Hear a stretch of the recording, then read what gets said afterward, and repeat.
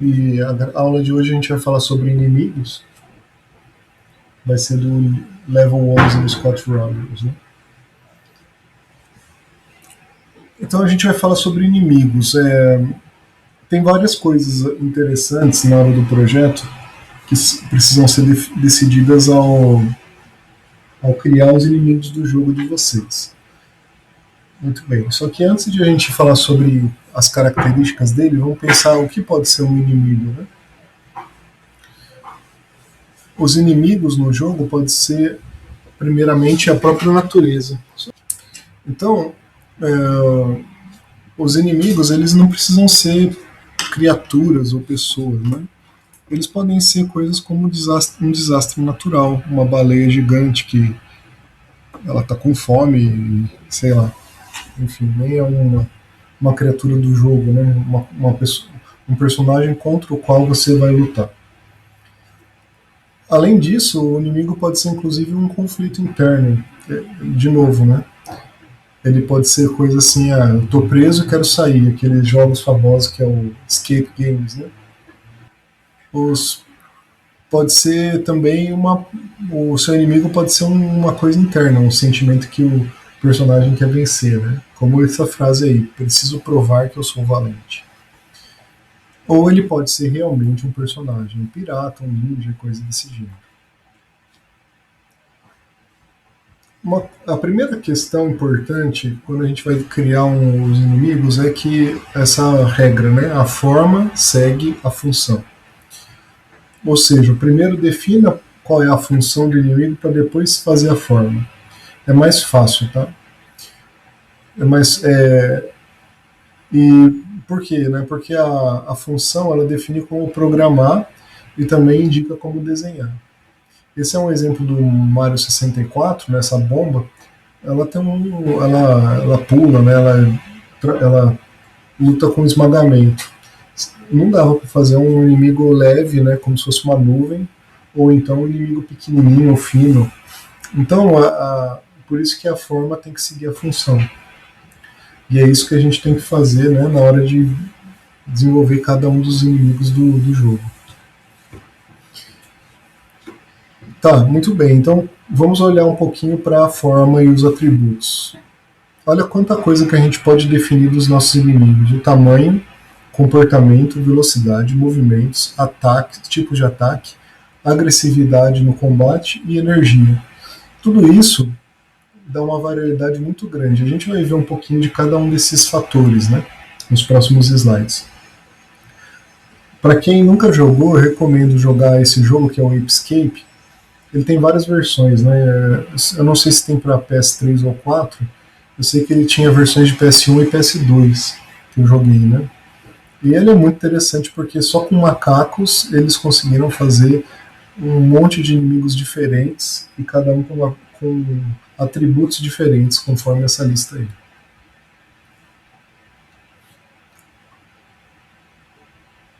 Primeiro, tamanho, né? Aí a gente pode definir o tamanho em 5 categorias. Pequeno, que é aquele que é menor que a cintura do personagem, tipo Goomba, né, que você pisa em cima. O de tamanho médio, que é mais ou menos do tamanho do personagem, é como esse inimigo aí do Metroid, né, é mais ou menos o tamanho do personagem. Tem o inimigo que é grande, que é até o dobro do personagem. Nesse caso, seria um inimigo, por exemplo, num jogo de luta, se fosse o seu personagem batesse no peito dele, né? Um bicho grandão, forte. Aí pode ser enorme, que é mais que 2 vezes o tamanho do personagem, como o gato aí, que é o chefe final do Tico e Teco, né? E pode ser gigante, que ele não pode ser visto na tela. Aí eu pus esse exemplo aí do Thanos, né? Do Thanos não, do Apocalipse, desculpa. Do Apocalipse no X-Men. Que aí ele só aparece a cabeça e o tronco dele na tela, não consegue aparecer tudo. Muito embora assim, né, acho que a proporção de tamanho, o gato do Tico e Teco acaba sendo até maior do que o, o, o Apocalipse em relação ao Wolverine. Só que a questão é de tela, né? Ele não ser visto na tela é um bicho monstruoso. Né?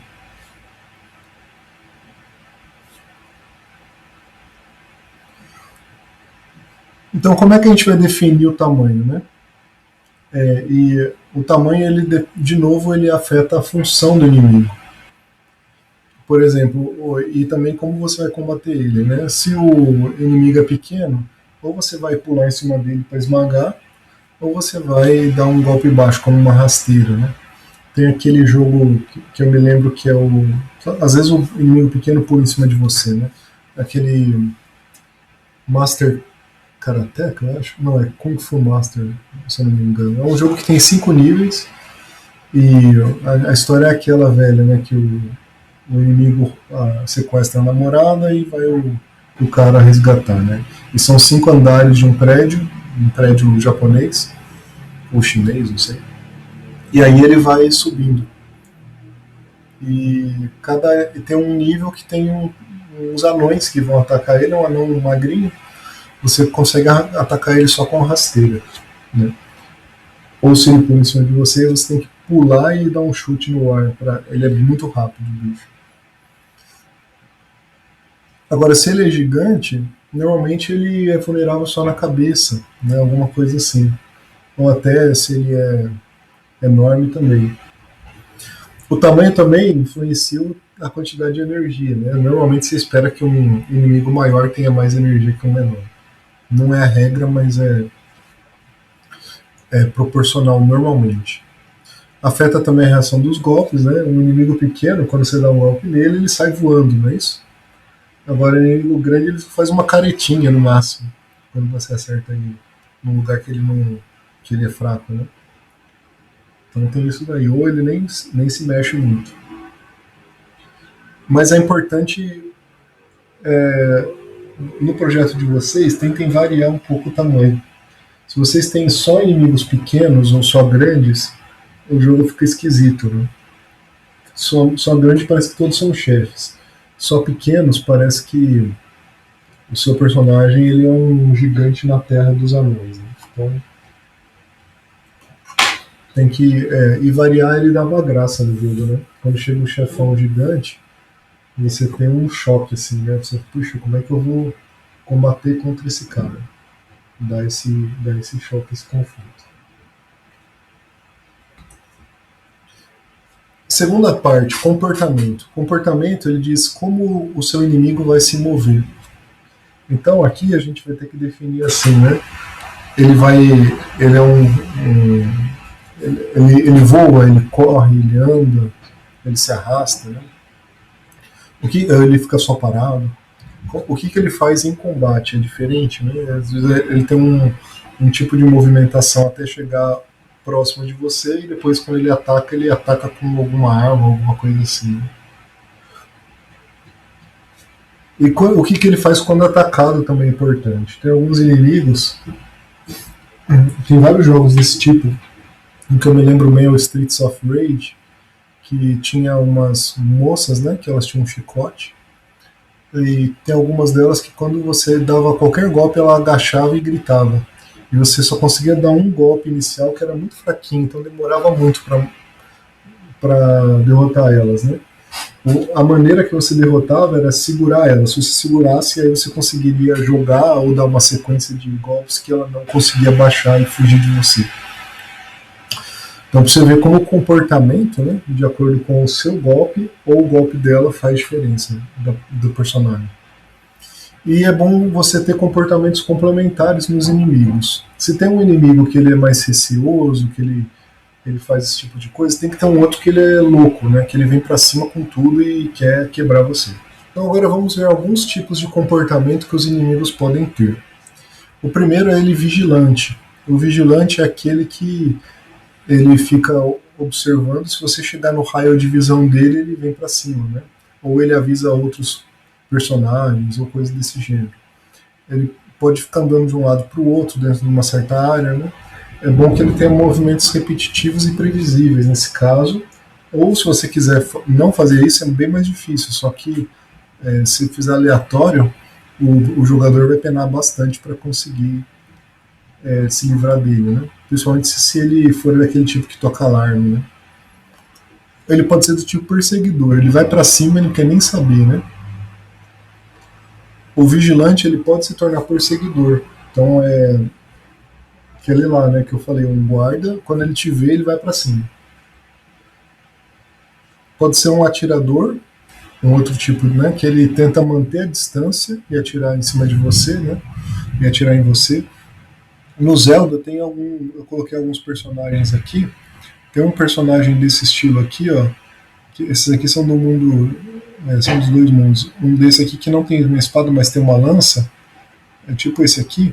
Ele fica só à distância de você e tacando lança. E tem um com arco e flecha também, que ele fica tentando te atacar de longe.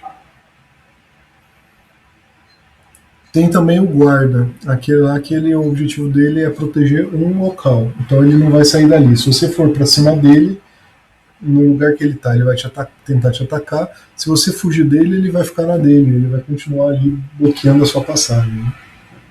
O Zelda fez essa imagem aí porque ele tem todos esses tipos, né, de comportamento. Então é um jogo que vale a pena você rejogar, o Link to the Past, e dar uma olhada nos comportamentos dos jogadores. Né? Esse daqui também é um daquele tipo, ele nem é vigilante, ele é um cara que ele está dormindo. Só que se você atacar ele, ele abre os olhos e vem para cima. Ou você chega na frente dele, ele abre os olhos. Eu não lembro exatamente como é que se desperta ele, mas ele fica dormindo. Se você não despertar ele, ele não faz nada para você. A gente vai falar sobre uns outros que tem aqui, né, como escavador. No próximo slide eu vou falar um pouquinho mais dele. Né? O escavador tá aqui, é aquele que ele fica invencível e ele se enterra. Aí quando ele aparece, ele te ataca e te dá uma janela de oportunidade para lutar contra ele. Né? Tem o bombardeiro. O bombardeiro tem aqui, acho que algumas aves, né? Eu não sei se essa aqui, acho que não, essa aqui é um morceguinho. Mas tem uma ave no Zelda também que ela joga bomba do ar. E aí ela é bem difícil de lidar também. Tem o voador, aí é aquela águia, né? A movimentação normalmente é mais de uma dimensão, ela é chata, né? O urubu também do Zelda é assim. O morcego urubu. Tem o teleportador. Esse teleportador, aí eu coloquei um exemplo desse jogo que chama Dragon Crystal. Esse Dragon Crystal eu gostava demais desse jogo.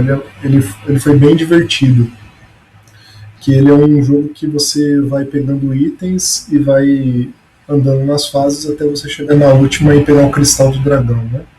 E enquanto isso tem os inimigos. Esse inimigo aqui dessa foto, ele é um inimigo que ele teleporta, né? Cada vez que você. Esse jogo é por turno. Se você andar, ele também vai teleportar para algum lugar. E se você estiver na linha dele, ele vai tentar te atacar se você continuar na linha dele. Tem um inimigo também que é bloqueador, que aí você precisa atacar pelas costas ou desarmar. Eu lembro que tinha algum jogo, eu não me lembrei, eu procurei, mas não achei. É um daqueles beat 'em all, que tinha um inimigo que ele tinha um escudão bem grande, e você tinha que agarrar o escudo dele, arrancar o escudo da mão dele para depois poder matar ele. Aí tem também o sósia, que é aquele que requer de um ataque de maneira não usual para você derrotar. Eu coloquei aqui um exemplo na figura de baixo do Prince of Persia, que ele era o sósia mais conhecido daquela época, né, nesses jogos. Que nesse jogo, quando você tá de frente para um inimigo com espada, ele já saca a espada automaticamente para você começar a luta. E ele não faz diferente quando aparece seu sósia. Só que aí, para você vencer essa luta, você tem que guardar a espada, que é uma coisa que você jamais faria na frente de um cara tentando te atacar, né? Então aí você guarda a espada e o seu espelho ele junta com você outra vez. Aí tem também o inimigo acrobata, que ele fica pulando no combate, né? Acho que a caveirinha lá do Zelda é um exemplo disso. Mas tem outros acrobatas bem mais chatos. Acrobatas normalmente são personagens muito chatos de lidar. Tem o aleatório, né? Que ele também pode ser uma armadilha, um hazard, né? Mas ele pode ser um inimigo que está com raiva, né? Ou ele está cego, né? Ele fica atacando em qualquer lugar. E tem o inimigo pateta, que ele às vezes acaba ferindo os outros, né? Eu coloquei essa imagem aí, não é bem. O Rocksteady Bebop no Tartarugas Ninja, muitas vezes eles são patetas, né? E nesse jogo aí eles são patetas no final. Quando você derrota um deles, os dois se matam depois. Esse é o Turtles in Time. Então, para o comportamento, né, só para a gente fechar essa parte, recomendo, né, que vocês assistam esses dois jogos. O Shinobi também tem, o Revenge of Shinobi tem diversos tipos de inimigos, todos ninjas, né, a maioria ninjas, mas tem comportamentos bem diferentes. Então, o objetivo no comportamento é você criar situações diferentes, misturando esses comportamentos, dá uma característica empolgante para os jogos. Aqui, por exemplo, né, se você mistura os comportamentos, você cria o que a gente chama de análise de risco. Aí o personagem, o jogador vai ter que decidir que inimigo ele vai atacar primeiro, né? Se vai atacar primeiro os atiradores de longe e depois os voadores e por último os guardas. Assim, o mais fácil de atacar primeiro é o guarda, mas se você for em cima do guarda, talvez ele seja um daqueles vigilantes que ele não vai te atacar se você não chegar perto. Só que os outros são chatos de você chegar perto, então começa a ter esse tipo de análise que dá a diversão para o jogo, né? Não é só uma coisa simplesmente você ir socando os outros. Né? Aí olha os exemplos que tem de combinações ali, né? O atirador com bloqueador faz uma dupla legal, perseguidor forte com voador rápido, teleportador com voador fica dificílimo, e vigilante com bombardeiro também, né? O bombardeiro normalmente você não pode ficar no seu lugar, então você tem que ficar se movendo e ao mesmo tempo você não pode se mover na linha do vigilante. Então são os desafios que deixam o jogo mais legal. O terceiro aspecto que a gente vai ver é velocidade, né? Então, os inimigos eles podem estar parados, lentos, médio, rápido, super rápido. Se ele for parado, é interessante se criar um desafio para o jogador, como, por exemplo, você ter que dar um salto por cima dele. Né? Nesse exemplo que eu coloquei que o pessoal descobriu como é que passar por aqui dessa planta, você tinha que pegar aquele P-Switch, né? E ficar jogando em cima dela que ela ia sendo deslocada aos pouquinhos até ela cair no buraco, aí você conseguia passar por aqui.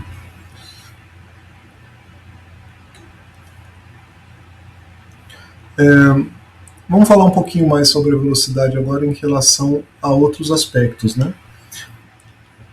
Primeiro, que a velocidade é inversamente proporcional ao tamanho. Inimigos mais lentos normalmente são maiores, né?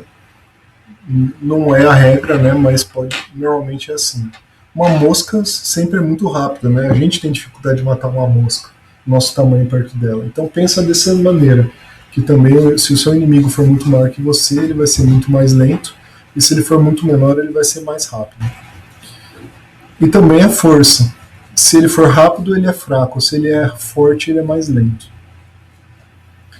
Os inimigos lentos é melhor você colocar em grande quantidade, né? Senão fica muito fácil de você derrotar. Ou ele pode também ter um ataque rápido para balancear, como esse inimigo do Mega Man que eu coloquei de exemplo. Ele dá um tirinho rápido. E ele é chato que ele se fecha, ele não é rápido, assim, né? Ele é meio paradão. Ele anda até que razoavelmente rápido quando ele levanta o capacete, se ele andar, né? Tem algumas versões do Mega Man que ele não anda. E aí, enfim, ele se bloqueia bem também, ele é um tipo bloqueador, né? Você pode dar uma boa defesa, um bom bloqueio para um inimigo desse tipo lento. Se for um inimigo médio, aí a velocidade é equivalente ao jogador, e aí um cenário que fica legal é você colocar um cenário de perseguição, onde você deixa um pouquinho mais rápido o seu personagem, só que aí ele tem que ficar fugindo, virar e atacar, fugir, virar e atirar, coisa desse gênero. Né? O Streets of Rage 1, 2 e o 3 eu recomendo vocês verem para ver diferenças de velocidade, ele aplica bem esses conceitos. Né? Aí se o inimigo ele é rápido, ele é mais rápido que você, né? Normalmente ele dá um ataque direto, ou ele gira, pula e ataca, coisa desse tipo. Né? Mas você também pode pôr um inimigo, o movimento em zigue-zague ou aleatório, mas vai ficar muito mais difícil de você lidar com eles. E o super rápido, ele é tão rápido que é difícil de você reagir, né? Então o interessante é você deixar um movimento muito previsível no super rápido, como essas canhões do Mario, né?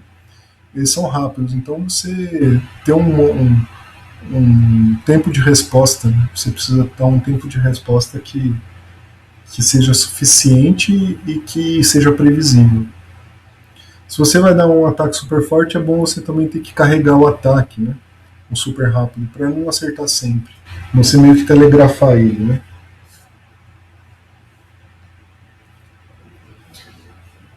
Além da velocidade, agora os tipos de movimentação que você pode ter, né? A gente fala um pouquinho de movimento do personagem. Ele tem o movimento de andar e tem o movimento do ataque, né? A gente está falando do movimento de andar agora. Ele pode ser um cara que vem direto em cima, um touro raivoso, né? Que mais que a gente pode falar de movimentação, né? Então o touro raivoso ele vai direto, ele ataca o personagem frontalmente, vai em cima. Tem o que faz zigue-zague, tem o que pique e foge, né? Essa abelhinha aí eu coloquei esse exemplo, ela é meio chatinha, ela é meio sonsa, parece, quando ela não te vê. Agora, quando você vai atacar ela, ela tenta. Se você não acertar, ela tenta te atacar e fugir. Tem aquele que esconde e atira, tem um que deita até no chão. Isso daí tem um jogo de ninja, eu não lembro qual que era, ou de super-herói, que o atirador ele ficava de pé, agachado ou deitado mesmo. Ele ficava em linha deitada, é difícil de acertar, dependendo da altura que ele estava atirando em você. Que mais? Tem aquele que sobe na parede e pula, né? Então tem, enfim, tem vários tipos de movimentação para os seus inimigos. Isso impacta não só o ataque, mas a personalidade. Então, se você fizer um personagem que ele faz zigue-zague, você tem que ter uma característica porque ele faz zigue-zague. Pensa só no Agar do Final Fight, ele tendo que vir em cima de você fazendo zigue-zague lento. Não faz o menor sentido.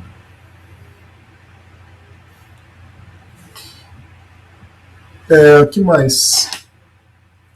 A movimentação pode ser aleatória ou previsível. Você pode fazer totalmente aleatório ou combinação dos dois. Combinação dos dois é assim, ele fica um pouco aleatório. Se acontece um evento, por exemplo, você chegou no raio de ação dele, aí ele começa a ser previsível, né? Isso afeta muito speedrun, né? Aqueles campeonatos de terminar o jogo rápido, né? E combinação de movimentos dos inimigos, então dá um efeito também interessante no jogo, assim como combinação de tamanho e daqueles outros aspectos que a gente falou antes, né? E toma cuidado para não exagerar, vir todo mundo em cima de você. Uma lição importante, né? Que é aqueles jogos do tipo Final Fight, Tartarugas Ninja, do tipo Streets of Rage, todos esses jogos de beat'em all, aqueles, principalmente os primeiros, eles ensinaram uma lição importante. Nunca coloca 10 inimigos atacando ao mesmo tempo o jogador, fica muito difícil. Lembra do filme do Bruce Lee, né? Tinha 300 karatecas ali em volta dele, só que só 2 de cada vez vinham atacar ele. Então isso daí dá uma pressão no jogador, ele ainda vai se sentir meio acuado, mas não vai tornar o jogo impossível. Tá? E inspiração para movimentação pode vir de animais, pássaros, insetos, coisas desse gênero. Né? Uma aranha tem uma movimentação muito interessante, cobra, coisas desse tipo. Outras questões importantes de movimentação. Você tem mais de uma velocidade e tipo de movimento? É bom você pensar bem, né? Você pode combinar no mesmo personagem. Esse aqui é um exemplo nessa imagem do Mario, que eu coloquei de personagens que tem mais um tipo de movimento. Esse peixinho que está aí dormindo, né? Só se você chegar perto dele, ele te ataca. Ele acorda e te ataca. Mas aquele carinha ali, que é com roupa de futebol americano, nessa fase ele começa a assoviar e acorda todos eles para eles virem em cima de você. Então eles mudam o comportamento e é interessantíssima a combinação desses dois caras. Né? E aí o tipo de movimento vai mudar a agressividade. Eles trabalham em equipe, como nesse jogo também, né? É legal você pensar nesse tipo de aspecto na hora que você está desenvolvendo o seu jogo. Né? Eles são defensivos, ou, por exemplo, o jogador de futebol, ele fica pitando e ele não vai muito em cima de você. Mas se você pular em cima da cabeça dele uma vez, ele começa a ter um movimento padrão dele, que é de correr de um lado para o outro. Né? Eles podem pegar e usar itens, né? Podem afetar o NPC, isso é legal também. No Mega Man, tem um dos Mega Man X, eu lembro que tinha um inimigo que parecia uma lula, com tentáculos, e tinha um NPC que era para você salvar, você encostava nele. Se o NPC estivesse na tela, esse tentáculo tentava em cima dele para matar o NPC primeiro, para depois ir em cima de você. Então ele já. Olha como é que afeta muito o movimento, porque o jogador começa a ter que acelerar e ir rápido para ou matar esse inimigo ou para encostar no NPC e salvar ele, né? E depois que acontece isso, aí o Lula vai para cima do Mega Man, né? Então é muito legal esse tipo de combinação de movimentos aí. Pegar itens também, né? Pode ser que você tenha um beat'em all, que aí tem um cano no chão, você pode pegar. Só que se você não pegar, o seu inimigo pode pegar e te atacar com ele.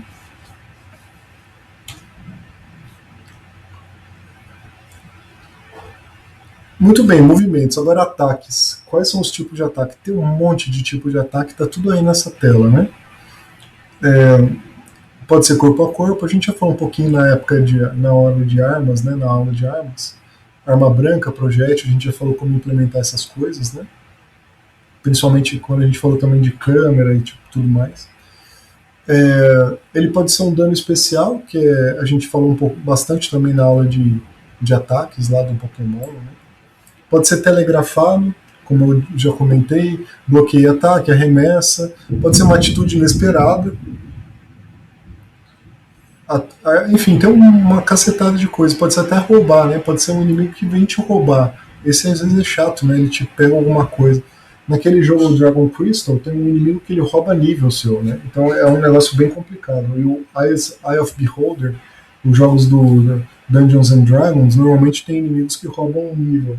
Esses inimigos aí são terríveis, né? Você não quer nem encostar neles, você quer fugir deles só. Mesmo que você consiga derrotar. Ou você vai tentar derrotar eles muito rápido. O ataque telegrafado, uma coisa interessante é que você pode fazer ele combina bem com golpes fatais, né? Por exemplo, no Punch-Out, todos os inimigos chefões que dão um ataque assim que derruba num golpe só, normalmente eles telegrafam, né? Eles fazem um movimento antes. O mais sinistro e mais difícil desse que eu já vi foi no Mike Tyson Punch-Out do Nintendo, né? Do NES, que o Mike Tyson piscava e dava um soco.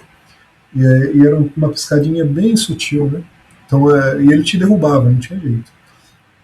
Então, assim, claro, a gente às vezes não quer fazer um jogo tão difícil assim. Naquela época os jogos eram desse jeito. Mas mesmo atualmente os jogos de boxe têm muito disso, de telegrafar, né? Não é igual ao boxe real, né? Que é o contrário. É, e também você também pode fazer um golpe fatal telegrafado e também o golpe telegrafado pode ter uma armadilha. De repente você acha que ele vai telegrafar e ele muda o comportamento e te dá um golpe secundário, né? Que você já meio que se adaptou ao ataque forte do inimigo e ele começa a mudar de comportamento. Aliás, jogos de boxe é tudo sobre combate, né? Não tem muito o que falar. Status também, né? Status do inimigo é importante, né? Nos inimigos. Depois de você definir o ataque, você tem que pensar quanta energia o inimigo tem, como ele causa dano, quantos golpes para derrotar o inimigo, né? Tudo isso afeta a gameplay.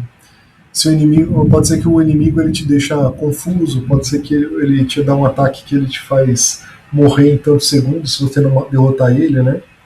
Então esse tipo de coisa é muito interessante você misturar também nos inimigos. Esse é um exemplo aí do Final Fantasy VI, né?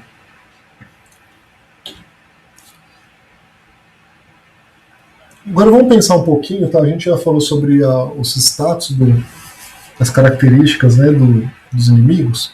Vamos falar um pouquinho sobre o motivo para você combater. Tem vários modos de você combater os inimigos e vários motivos. Primeiro é que seja divertido, né? Às vezes o simples fato de ser divertido combater já vale, né? Eles podem dar recompensas também, como a gente até viu naquele ciclo lá do combate no ano passado, né? Eles podem simplesmente impedir o caminho. Esse é um famoso exemplo do Snorlax no Pokémon, né? Eles podem ter uma chave, você vai ter que derrotar ele para passar. No Zelda tem muito disso, no Link to the Past. Né? Eu gosto do Link to the Past porque ele tem todos esses aspectos, né? Por isso que eu dou bastante exemplo em cima dele. E de tudo que é tipo de aspecto de jogabilidade, eles conseguiram colocar num jogo só, foi fantástico. Às vezes você precisa pegar o poder deles, isso aí é o tipo Mega Man, né? Mega Man X, você derrota o chefão, você ganha o poder deles. Mas apesar que você não está lutando com ele para pegar o poder, né? Você está lutando com ele porque você tem que passar de fase. Mas, enfim, às vezes você pega o poder, é uma motivação a mais. Não é só um motivo, mas às vezes uma motivação, né? E também que ele está simplesmente, às vezes ele está te zoando e você vai lá e quer quebrar a cara dele. Tá, agora como a gente pode fazer a lista de inimigos? De onde a gente pode tirar inspiração? Filmes, jogos e livros. Essas são as três principais, né? Tá aí uma lista de tipos de inimigos e tem muito mais que isso. Essa lista é interminável, né? Vocês vão decidir os inimigos dos jogos de vocês de acordo com o ambiente, né? Como a gente já conversou. Mas pensa quais combinam, quais não, né? Outros tipos de inimigos também, né? Que não só lutam. A gente já falou um pouquinho naquele primeiro slide que o inimigo não necessariamente é um personagem. Tem os inimigos que são o Gremlin, né? Que ele não é o tipo Gremlin, ele não ataca o jogador diretamente, mas ele afeta a jogabilidade, como o Bowser no Sin City, né? O Bowser ele simplesmente é um bichão lá que você não pode atacar ele, nem ele te ataca, só que ele começa a destruir sua cidade. Tem aquele cara que é o atormentador, né? Ele não faz absolutamente nada, ele só te zoa, né? E aí dá muita vontade de atacar às vezes esses personagens. E dá um estilo no jogo também. De vez em quando é bom colocar um cara desse. O próprio tempo pode ser o seu inimigo, né? Isso aí a gente vê em fases que tem tempo para você terminar. Às vezes tem que desarmar uma bomba, como o Spider-Man vs Kingpin do Mega Drive. A última fase tem uma bomba que vai explodir e você ainda tem que derrotar os outros inimigos, né? E pode ser um competidor humano quando é jogos multiplayer, que a gente vai ver na aula que vem. Então, para criar os seus inimigos, né? Você vai escolher o tema e o ambiente de onde ele veio. Depois você vai começar a partir essa sequência, né? Uma dica de sequência para você criar um inimigo. Ou então você pode começar a partir da história do jogo. Por que ele tá? Você tem uma história do jogo e na história do jogo aparece esse inimigo. Aí depois você vai unir o tema da história para criar o tema com a história para criar os inimigos, né? Por exemplo, o Stormtroopers é um inimigo coringa lá do Star Wars que você pode colocar em qualquer lugar que ele vai ser normal. Ninguém vai estranhar que ele apareça, né? Outra coisa legal, depois que você já tem o tema, já tem o ambiente, já está envolvido na história, pensa em ser econômico, tá? O Mortal Kombat, por exemplo, ele fez Sub-Zero, Scorpion, Reptile. É o mesmo cara, só mudou a cor, né? Ótimo. Deu diferença em alguns movimentos? Beleza, mas você ganhou muito em programação, né? Outra coisa, o inimigo precisa parecer inimigo, cuidado, né? Tem alguns jogos que eu lembro que eu tinha uma estrela na água, eu fui pular em cima da estrela, ela me bateu. E ela não fazia nada, ela só era uma estrela mesmo. Estrela normalmente é para pegar, né? E não era uma pegadinha. Porque às vezes pode ser uma pegadinha, pode ser um baú, você chega perto do baú e ele te ataca. Mas aí ele se transforma num baú surpresa mal, né? Então toma cuidado. Agora, se você faz um inimigo para ele parecer um inimigo mesmo, aí coloca coisa assim, tenta estereotipar, né? Igual a gente sabe que, por exemplo, na história bíblica o diabo não tem chifre, não tem rabo, nem é vermelho. Mas ele é uma criatura espiritual. Mas nos jogos, quando eles querem fazer esse tipo de personagem, eles põem esse tipo de traço, né? Então, assim, você não precisa... Você pode... nos jogos é interessante fazer estereótipos, você pode colocar. Para o jogador saber que aquele é um inimigo. E também a maneira como eles aparecem na tela é interessante, né? só aparecer é muito chato. Então faz a tela tremer, faz um abalo sísmico, né, uma risada, ele cai de parece 3 metros de altura, o inimigo saltando para se mostrar para você, né? Como nesse jogo aí do Wario, né? O inimigo ele sai de uma tela tremenda, assim, dá até arrepio, né? Então, faça efeitos especiais para os chefões, né? É interessante. A gente vai falar logo em seguida aqui de chefões também. Aliás, começando agora, né? Então, o chefão, por exemplo, você para a câmera, para tudo, você mostra ele, começa com um diálogo, né? Pode ser igual o Mega Man sempre fez isso, né? Eu vou te matar, ou aparece ele se movimentando, passando o tentáculo na garganta, te dando uma dica assim, vou te matar, né? E aparece a energia dele crescendo, coisa desse tipo. Faz a entrada triunfal. No Half-Life tem o monstro tentáculo, que ele você não vê ele logo de cara. Tem uma sala de controle, aí de repente aparece só o tentáculo matando um cara lá dentro. É sinistrésimo, né? Você já fica com medo de entrar ali e seguir pra frente, mas você vai ter que encarar esse cara mais pra frente, né? Esse monstro gigante que tem. Então, cuidado para não matar antes da ação, tá? O, antes da ação começar. No Altered Beast, por exemplo, o chefão, quando você chega perto dele, ele solta uns raios, assim, então você não consegue se aproximar. Esses raios eles não dão dano no personagem, mas ele espera aparecer, fazer toda a animação para depois começar a luta. É importante você criar também a expectativa da batalha final. Às vezes é interessante, né? O chefão pode aparecer antes e reaparecer depois. Você pode, inclusive, levar uma surra dele, né? No Super Metroid, esse é o exemplo, né? Esqueci o nome do personagem, desse pássaro aí. Caramba, falei dele outro dia. Mas enfim, aí você luta contra ele nessa tela, você até conseguiria vencer ele nos golpes, mas ele não morre. Mas é muito difícil isso acontecer, principalmente que ele aparece na primeira fase, o jogador está aprendendo a movimentar as Samus, né? Então, você normalmente leva uma surra aí e depois você vai ter que lutar contra ele de novo. Que mais? Então, outra coisa é que ao reaparecer, isso cria uma inimizade, né? Vontade de derrotar o inimigo. Isso é legal, tá? Com o chefão e com os chefões das fases, é legal você fazer isso no seu jogo. O chefão sempre deve fazer alguma coisa ruim. Ele deve, sei lá, raptar alguém, dar uma risada de alguém que sofreu, para criar essa expectativa no jogador.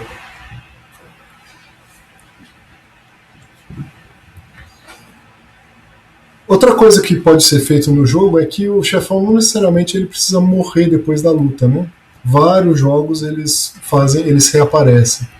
Não dá para contar a quantidade de jogos que faz isso, né? Por exemplo, no Donkey Kong 64 tem um tatu, né? Que ele aparece e depois você mata ele reaparece com um canhão maior. Esse é um tipo de coisa que você pode fazer, né? E você cria um histórico. No Punch-Outs também, todos os Punch-Outs tem os inimigos e alguns deles acabam voltando depois de retreinar. Também você pode fazer o inimigo mudar de lado, né? Isso normalmente gera uma conquista e gera um histórico. Nesse exemplo aí, que é o Double Dragon 3 do Nintendo, a gente achou super legal que quando você derrotava os dois primeiros chefes, o segundo chefe é o ninja, depois eles vinham pro seu lado, aí você podia lutar com eles. Foi super interessante esse tipo de mecânica, que esse foi um dos primeiros jogos que colocou esse tipo de coisa. E fez muito sucesso por isso.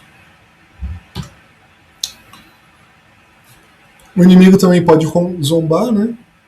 O Golden Axe tem um inimigo que ele dá risada. A maioria dos inimigos dão risada quando você apanha. Eles ficam rindo no lugar onde eles estão, até você levantar e eles virem pra cima de novo. Tá. Isso aí dá personalidade, deixa o inimigo parecer mais inteligente, né?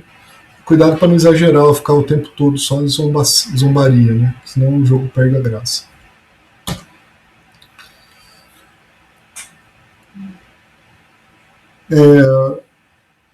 Enfim, aí aquilo que eu já tinha comentado, né?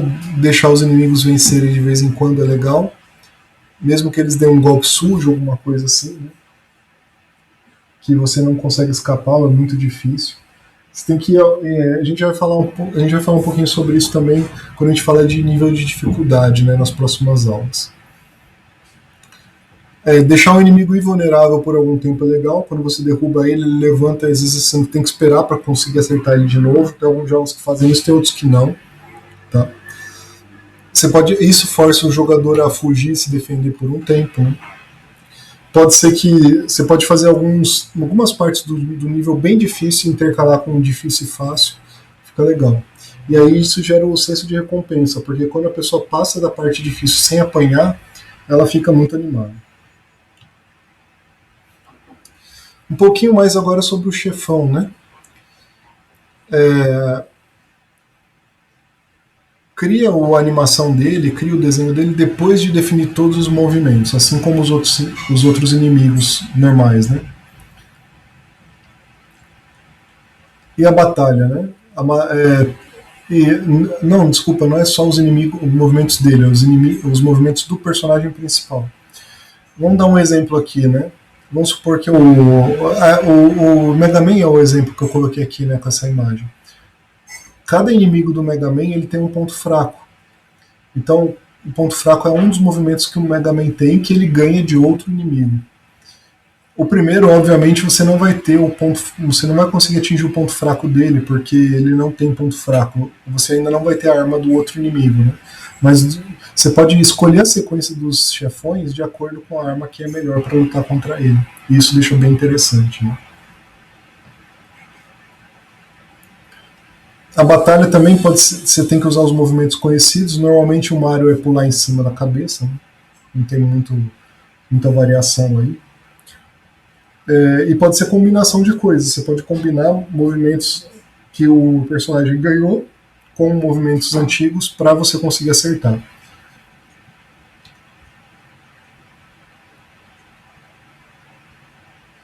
Então, como a gente falou, né, para criar os inimigos, primeiro movimentos e ataques e depois aparência. Isso aí é a regra, de novo, repetindo, né, para frisar. Se ele atira, ele tem que ter uma arma, certo? Se ele espirra, ele tem que ter um nariz grande.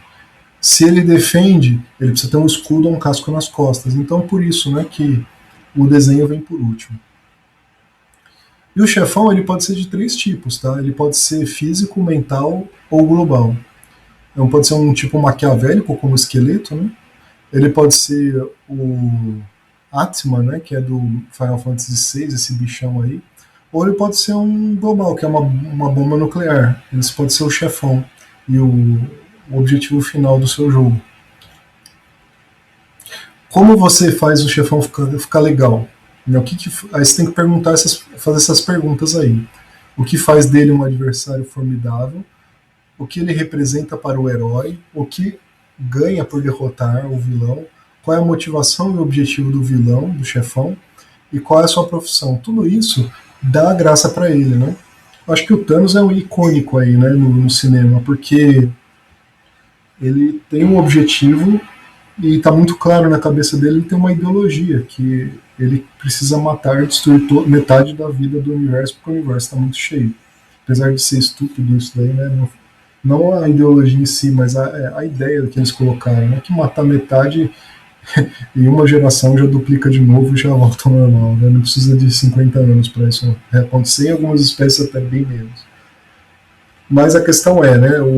Só se ele mantivesse a população no mesmo nível, né? Aí é outra história. Mas qual que é o legal? É que o Thanos é um cara inteligente, com ideologia, ele é um vilão maligno, cruel, e ele é esperto e ele faz tudo para alcançar aquele objetivo dele. Tem um motivo para toda a ação dele no filme. Mesma coisa, então, deve ser o vilão no jogo de vocês. E aí, quanto à câmera, você não pode deixar ela nem muito baixa nem muito alta quando aparece o vilão, se ele é muito grande, né? Porque senão perde o sentimento, né, da luta, ou fica difícil de prever os ataques dele. Tá? Focar no vilão é importante. E se você dá as costas, aí nessa parte o personagem ele fica que a gente chama handicapped, né? Que ele fica é, limitado no seu movimento, coisa desse tipo.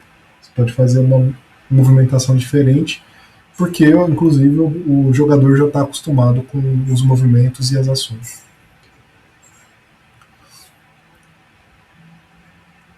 Outra coisa é você não deixar acertar fácil o vilão, né?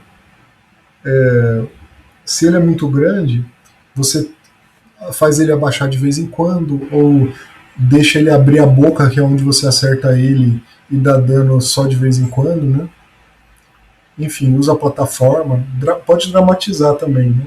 O Homem-Aranha no Spider-Man 3 do PlayStation 3, ele não jogava pedra, ele jogava carro, jogava coisas gigantes em você. Né?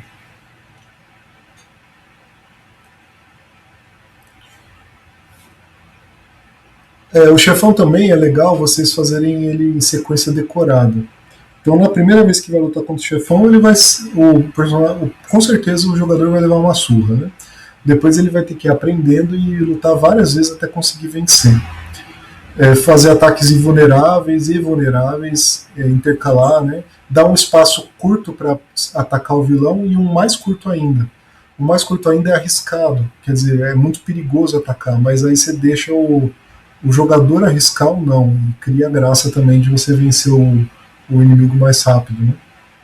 E põe tipos de ataques diferentes no chefão. Um tipo de ataque só não dá, né, pro chefão. E varia também as coisas que ele, como esse ataque funciona. Você tem que deixar realmente difícil, né? Você pode fazer a luta por estágios. Eu lembro do Mega Man, no último chefe, que ele tem o cachorro, você luta contra o cachorro, depois você luta contra o inimigo do Mega Man, depois a cabeça dele entra numa máquina e depois entra em outra máquina. E aí você acha que já venceu, e quando você acha que venceu, tem mais uma parte do completo, você tem que melhorar muito ainda a sua habilidade para você vencer ele completamente. Né? O Final Fantasy VI também tem o Kefka ali, que é a última fase dele, é uma sequência ali sinistra, né? Você tem 4 partes para você vencer ele, que eu coloquei ali na figura. E o golpe final, né, tem que ser memorável, tem que ser impressionante, você tem que fazer aquele show dizendo parabéns, o jogador foi bem sucedido. E mostrar o inimigo sofrendo, coisas desse tipo, né? Durante as etapas na luta, se você quiser colocar recuperar energia ou não, aí você vai ter que pensar, né? Vai aumentar absurdamente a dificuldade e vai dar a sensação de sufoco ou de alívio quando ele recupera, né? Então tem que balancear essas coisas. Um jogo que nunca recupera a energia em nenhuma fase é o Alien Storm, mesma versão para videogame. E depois que acaba a batalha, o chefão foi derrotado. Você pode deixar ele fugir, como no caso do Sonic, né? Você consegue até destruir a navinha dele na última fase, mas ele ainda não aparece morrendo, só aparece explodindo e você não vê ele. Você não sabe se ele realmente morreu ou fugiu, né? Pode acontecer por um descuido ou por um último recurso que ele tinha de apertar um botão e sair num foguete, coisa desse tipo, né? O Krang faz isso no Tartarugas Ninja em vários deles. E se ele morrer, aí você faz ele explodir e faz ele sumir lentamente, né? Faz os efeitos especiais, como a gente falou. Finalmente, uma outra coisa importante para o chefão é o local da batalha, né? Você precisa dos melhores cenários para as últimas lutas. No Street Fighter 2, por exemplo, tinha 4 inimigos finais, né? O Balrog, o Vega, o Sagat e o Mr. Bison. Que, aliás, eles mudaram de nome, né? Talvez, se vocês quiserem ver, é bem interessante, assim, é uma curiosidade.